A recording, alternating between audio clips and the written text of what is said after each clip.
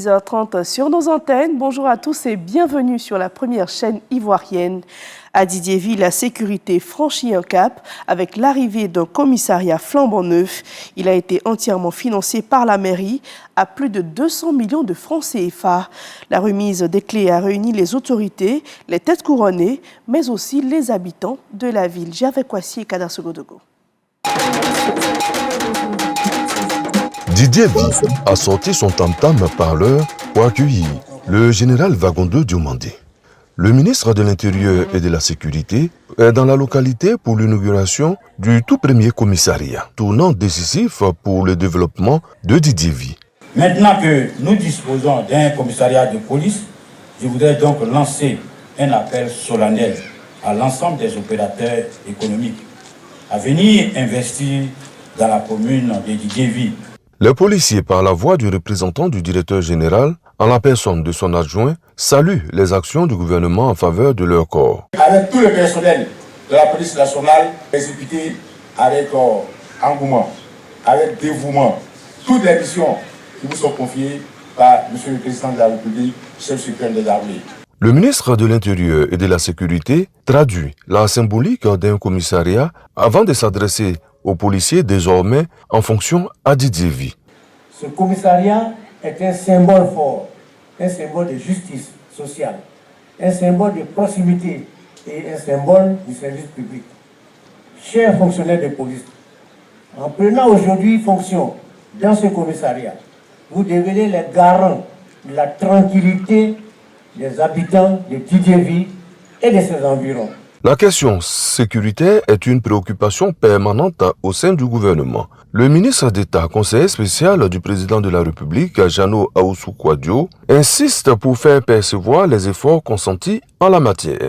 Il y a beaucoup qui arrivent encore avec le président Alassane Ouattara, puisque Didiéville a une place de choix dans son cœur. C'est au commissaire Laurent Bamba d'assurer la direction du tout premier commissariat de Didiéville, construit à hauteur de 205 millions de francs CFA par la mairie. La fraude documentaire nuit gravement à la sécurité du pays. En Côte d'Ivoire, l'ONESI passe à l'action avec la création d'un réseau de référents pour mieux coordonner la riposte et protéger l'intégrité des documents officiels. On voit tout cela avec Sidonie Davila.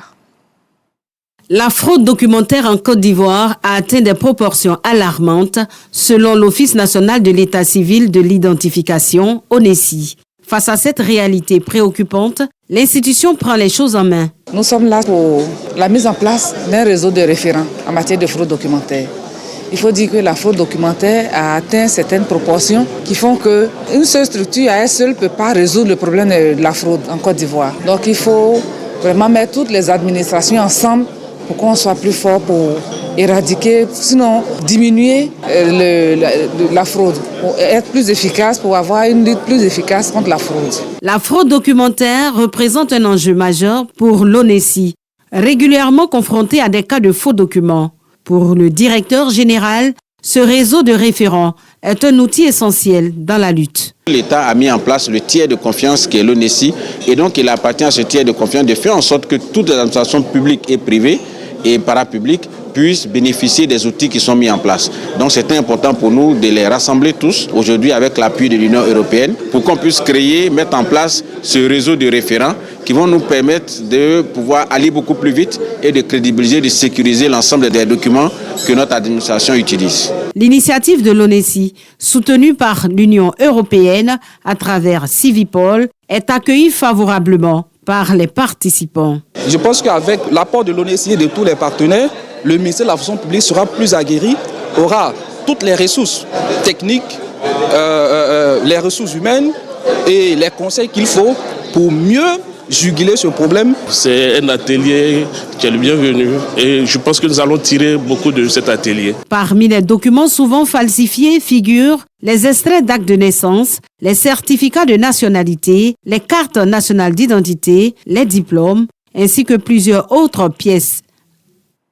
Nous sommes en période électorale et pendant ces moments, la lutte contre les discours de haine et la désinformation devient cruciale. Dans la commune de Port-Bouët, les acteurs politiques, les institutions et la société civile ont été instruits et sensibilisés sur ces enjeux et sur les droits numériques. Astou Touré. Avec l'avènement du numérique, plusieurs dérives sont constatées via les réseaux sociaux, notamment les discours de haine et la désinformation. À quelques mois de l'élection présidentielle, la situation préoccupe la population. Côté réseaux sociaux, il y a beaucoup de fake news dedans. Voilà, dramatiser les informations, c'est pas normal. Ils doivent véhiculer des messages de paix, de rassemblement, d'apaisement.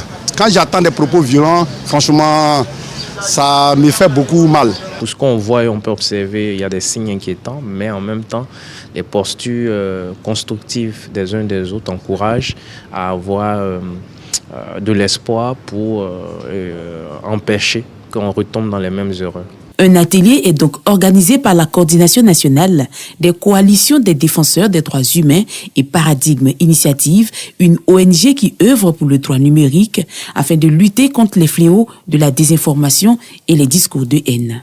DREAM, Digital Rights and Elections in Africa Monitoring, un dispositif qui se donne pour mission d'engager des discussions, d'engager les parties prenantes lors des élections dans les pays africains pour s'assurer que leur droit à avoir accès à des informations sûres et vérifiées, le droit à avoir accès à Internet pendant les élections, avant les élections et après les élections soit respecté. Garantir les droits numériques pour les citoyens, pour tout le monde durant le processus électoral et également l'espace civique. C'est ce lieu que le rôle de la société civile est important. Les parties prenantes, ainsi sensibilisées et formées, se disent outillées et prêtes à partager cette expérience pour prévenir ces fléaux et garantir une élection apaisée. Nous avons besoin effectivement de sensibiliser nos concitoyens, les jeunes, les femmes, pour que ces personnes puissent avoir l'information juste avant de la diffuser. Cet atelier apportera beaucoup. Il pourra bien éclairer nos participants qui vont à leur tour, dans leur QG respectif, donner de la bonne information pour qu'on puisse aider à nos élections pour des élections apaisées. Au total, 30 structures gouvernementales et non gouvernementales ont pris part à cette rencontre de sensibilisation et de formation. Ils sont au nombre de 16, ces gestionnaires d'établissements techniques et professionnels fraîchement rentrés au pays après avoir pris part à une formation en Chine. Cette immersion d'1 mois leur a permis de partager leur expérience et de s'ouvrir à de nouvelles méthodes. À leur arrivée, ils ont été reçus par leur ministre de tutelle qui leur a prodigué quelques conseils. Issa Chonoyeo. 16 gestionnaires d'établissements techniques et professionnels en immersion en Chine de retour à Abidjan après 1 mois de formation. Devant le ministre à leur arrivée, ils n'ont pas manqué d'exprimer leur satisfaction quant à la qualité de la formation reçue à Tianjin. En Chine, leur président leur a dit pour avancer, il faut qu'ils retroussent les manches. Et ils ont retroussé les manches. Aujourd'hui, ils sont devant. Nous devons changer carrément de mentalité, penser à l'avenir. Nous avons appris que la formation professionnelle repose sur l'industrie, l'école et production, la coopération. Et aujourd'hui, nous sommes obligés de suivre le modèle chinois. Les Chinois sont disciplinés, travailleurs. Aujourd'hui, nous revenons avec des compétences vraiment acquises, de nouvelles compétences, celles qui vont nous permettre d'avoir la possibilité, les capacités de réorganiser nos équipes. Le ministre Kofi Nguessan remercie le président de la République, Alassane Ouattara, pour sa vision pour le rayonnement de l'enseignement technique et professionnel en Côte d'Ivoire. Nous sommes dans la pleine vision de son Excellence M. Alassane Ouattara, celle de faire de la formation professionnelle le levier de développement de la Côte d'Ivoire. Et cela passe par la formation de nombreux jeunes, mais surtout aussi par la gestion de qualité des établissements. Et pour renforcer leurs capacités et créer cette dynamique que nos 16 compatriotes sont partis en Chine pour 1 mois de stage. Et ce que j'attends d'eux, c'est une autre façon de manager ces établissements, c'est d'attirer davantage le secteur privé dans la formation professionnelle, de revoir les référentiels métiers et de faire en sorte qu'il y ait une grande confiance entre non seulement les parents d'élèves, le secteur privé et le secteur de la formation. Kofi Nguessan rassure que la formation et le partage d'expériences vont se poursuivre dans son département. Objectif, assurer une meilleure qualité de la formation professionnelle et technique des apprenants dans notre pays. Le Djegea Festival, une vitrine culturelle et économique du Denguélé, a enflammé la scène lors de sa 3e édition. Pendant 3 jours, le public a vibré au rythme des danses traditionnelles, du reggae et de la mode. Un événement qui met en lumière la richesse et la diversité du district Nusongari.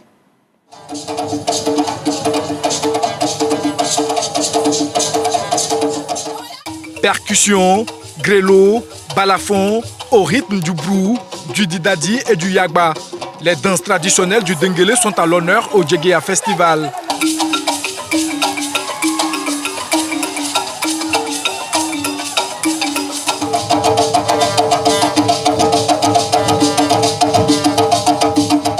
Un festival qui s'est distingué par la qualité de ses prestations artistiques, offrant au public un véritable voyage culturel. Nous sommes heureux d'être à Ogéné. Le spectacle est extraordinaire.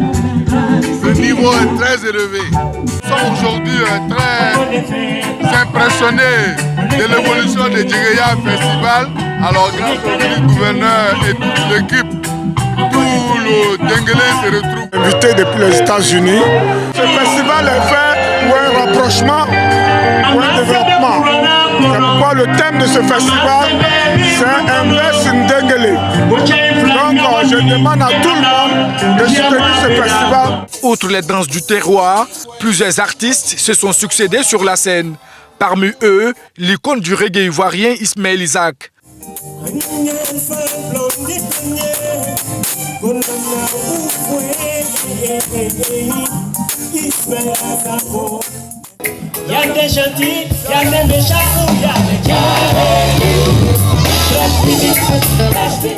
À travers cet événement, le ministre-gouverneur Gaussou Touré ambitionne de faire rayonner la culture du Denguélé bien au-delà des frontières nationales. Le dernier remerciement vient à un homme, à un grand homme que nous appelons ici le Nangama. J'ai nommé Alassane Ouattara. Grâce au président Alassane Ouattara, il nous a envoyé son premier ministre qui nous a passé un message profond, un message d'avenir, un message d'espoir. Et il nous a dit, je reviendrai à Ogéné parce que Ogéné sera le plus grand grenier céréalier de la Côte d'Ivoire. Autre moment fort du festival, un défilé de mode. Une vitrine pour les jeunes talents venus exposer leur créativité et leur savoir-faire en matière de stylisme. Et sur la scène internationale au Nigeria, un acte tragique s'est produit dans l'état de Borno. 14 paysans ont perdu la vie lors d'une attaque djihadiste près de Poulka. Les agriculteurs, surpris pendant qu'ils travaillaient leurs terres, ont été attaqués par des assaillants. 4 autres personnes ont été blessées. Des recherches sont en cours pour retrouver d'éventuelles autres victimes. Et c'est la fin de ce journal. Merci à tous de nous avoir suivis. Retour de l'actualité à 10h avec Marine Cognan.